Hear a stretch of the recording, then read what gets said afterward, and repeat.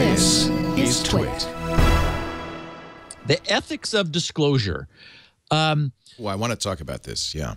Yeah. Bloomberg View did a really nice article yesterday titled, the headline was Keep Publishing the Sony Emails. And from all the conversation that I've seen over the last week and reading, and there's also been some interesting legal opinion, one of the determiners of what, like, that the press might use to decide what they say and what they deliberately withhold out of respect for the privacy rights of somebody whose information was stolen. And for example, we were talking about, like, you know, comparing email content to nude photos of Hollywood people, is whether the disclosure is in the public interest. That is, does it serve a valid public interest? Well, I want to hear this logic. Okay. I mean, you can make the argument the Pentagon Papers, which were illegally obtained, classified documents, it absolutely served the public interest for the New York Times to publish those. I don't know if you can make the same argument about Amy Pascal's emails about the negotiations over the interview. I have one. Okay, I'd like to hear it, because I disagree. So, we have intentionally stayed away from the content. You haven't heard it. You haven't heard it yet. Let me hear it. So you can't just No, I didn't say I disagree with it, but I have said up to now. And my problem is that Bloomberg and all these people have a vested interest in publishing this stuff. It's great for business. It's also good for something else. Okay, good. I want to hear the public wheel. Okay, so the next step from the Pentagon Papers is, of course, the Snowden leaks. And absolutely. And I, again, absolutely feel, as I said the day we first reported this, that while I could never do it because oaths are oaths, I thought this was a good thing. And, you know, a year later, I remember saying, when we were sort of testing that again, can we imagine having, you know, standing here today not knowing what we know? That is, hasn't that been valuable? And, of course, the NSA and law enforcement would adamantly disagree that this was in the public interest. And, of course, that's the point. The direct upshot of what Snowden did, of those leaks, has been a year that we've chronicled here on the podcast of radical change in the industry's security posture. We've suddenly seen Google go crazy, if not overboard, in pushing security. We've got, you know, Apple advertising as a marketing feature the fact that they can no longer decrypt people's phones, where in the past they were able to respond to the letters requiring them to do so. Google has announced that Android will be following. We've got third-party communication apps coming out constantly. And whereas previously our acronym on the podcast, TNO, Trust No One, was something that, you know, we and our listeners understood and cared about, suddenly now everyone cares about it. So that there has been a massive benefit of public security that is a direct consequence of what Snowden showed us was going on. So, Sony. Sony's also certainly not happy that these details are being published. And, you know, I have no interest in the underwear of executives. I mean, I don't care about that. But I'm not sure that the message would have gotten through to the degree it has were it not for these details. That is, last week, I took the time to enumerate much more clearly the kind of content. I mean, the least disclosure is to say, oh, plus terabytes. Okay, that doesn't mean anything to anybody. So I understood that it was important to say, yes, but that's salary ledgers and financial reports and income projections and blah, blah, blah, blah. And so that I thought helped to by further enumerating and making more clear the nature of what this loss meant, helped it to hit home.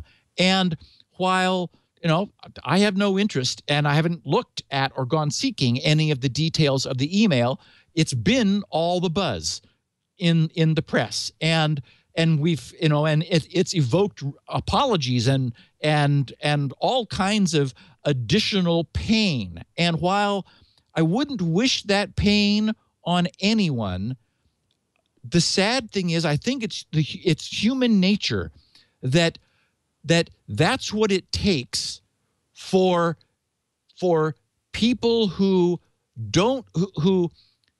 really need to be pushed to increase the level of their security to do so. That is, there are certainly executives now, and actually I've received email from people saying, like prominent people, how do we get ourselves secure? Because the nature of this, the details are unfortunately necessary in order to get people to understand what it really means. And so I would argue that that's in the public interest. It's in the public interest, in corporate interest, if it finally penetrates the thick skulls of the CEO and the COO, that they're going to have to spend the money that the CIO has been begging for in order to implement better security, because security is hard. It's painful. It's difficult. And increasing it is a good thing. So that's my argument. I totally disagree. So it would be like saying, hey, you just got robbed of $100,000 by leaving your door unlocked. But we're going to keep the money so that you learn the lesson that you ought to lock the door. This is stolen material. There's no excuse for telling people what somebody made to make a movie. The list you gave, I have no problem with the list you gave, or I would have stopped you. The list you gave is completely appropriate and fine. Right. I don't think that the contents of those emails should be disclosed. I think they're stolen goods. I think it's as bad as showing the naked pictures. The press would have shown the naked pictures if they thought they could have gotten away with it. The only reason they didn't is because they were naked pictures. This is just as good, as far as they're concerned, is going to generate just as many clicks. And I think every argument I hear for releasing the salacious details of the Sony leak is an argument from somebody who says, I'm going to make money on this because we're going to get lots of clicks. I don't see how that improves. Look, Sony knows what got stolen. I don't think this improves their attitude. And what you listed, I like what you listed. I think there's nothing wrong with saying, here's what they got, right, without revealing the details. And I don't think that's what we're talking about. I think what Sony's saying is stop publishing our private emails. Those are private. I don't think they should be published by journalistic entities who are equating it with Snowden's revelations. These are not Snowden's revelations. Anyway, you stand firm. Well, yeah, I see your point. It's not Sony we're trying to teach a lesson to, though. That horse has left the barn. It's the other companies whose behavior could improve, but only if they understand I don't think it's The Verge's job to make these other companies improve their security. I don't think it improves the public. There's no public benefit from us knowing how much James Franco got for being in the interview. I don't get it. I don't get the value. I agree, believe me, I'm a firm defender of the Fourth Estate and the right of the press and the people's right to know if it affects the people. You can't make that argument that any of this salacious stuff affects the people. They're publishing it because we love reading it. And I confess, until I really kind of thought about this, I was reading all those articles, and I even reported one tidbit, which was that what James Franco got paid for driving himself to work, because wow, what a story. But as I started to see more and more, I started to really feel for these people. And these people are not the people who were responsible for the lacks security. Correct. Why should, I mean, I don't understand why Seth Rogen and James Franco should have to suffer because some CIO didn't do his job. And I don't see how it benefits any of us for them to have that information revealed. Right. Well, and Brian Krebs reported, he said, over the weekend, I received a nice holiday letter from lawyers representing Sony Pictures Entertainment, demanding that I cease publishing detailed stories about the company's recent hacking and delete any company data collected in the process of reporting on the breach. While I've not been the most prolific writer about this incident to date, rest assured such threats will not deter this reporter from covering important news and facts related to the breach. Nor should they. Right. I'm with him on that. Right. And so the letter that he received said SPE, and this, of course, is from our friend David Boies, who is the attorney who stepped into this. Yeah.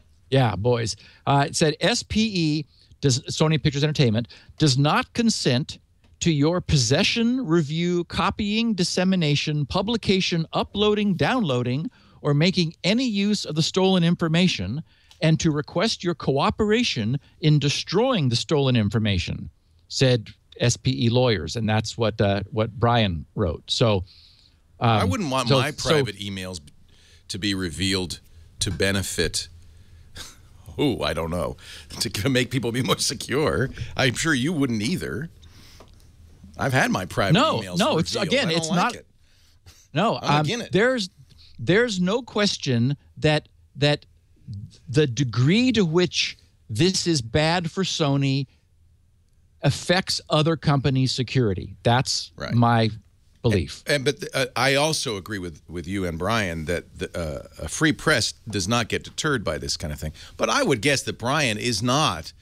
I mean, his audience doesn't care about the details of what was He's like our audience. It's like ours, where we were talking about, the security implications. The security implications and a broad stroke appreciation for what this meant from a security standpoint. Right.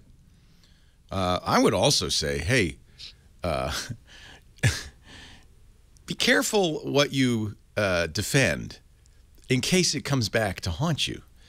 I wonder how the editors at some of these publications would feel if the same thing happened to them. Yeah.